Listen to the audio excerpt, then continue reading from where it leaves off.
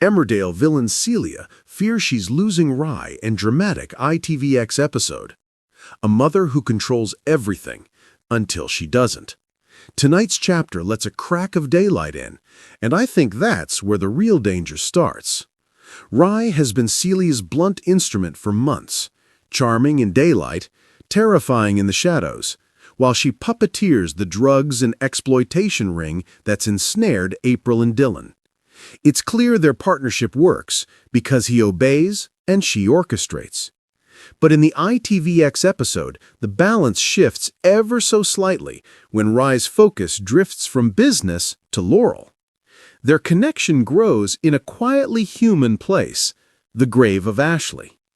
On what would have been a 20-year wedding anniversary, Laurel isn't looking for a night, she's looking for comfort, and Rye manages to be just that when she invites him back to Malbury Cottage for a cuppa. The warmth lingers, even as Marlon and Rona drop by, and the conversation turns to Celia's scary reputation. This moment shows how expertly Rye wears both faces, laughing along as if the warning isn't about his own mother.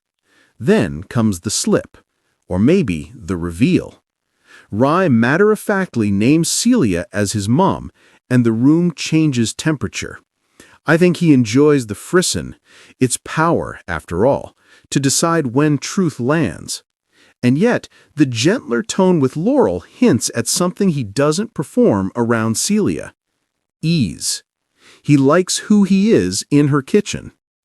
Outside, the spell breaks. Celia has been watching the way only Celia can. Unseen, but everywhere.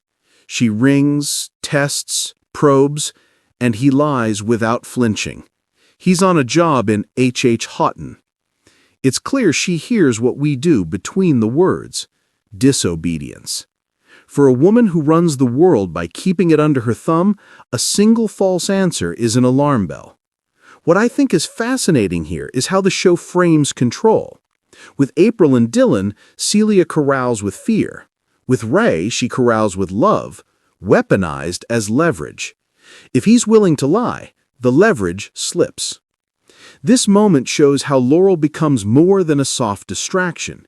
She's a threat to the entire enterprise because she offers Ray something Celia never will: a life that isn't built on fear.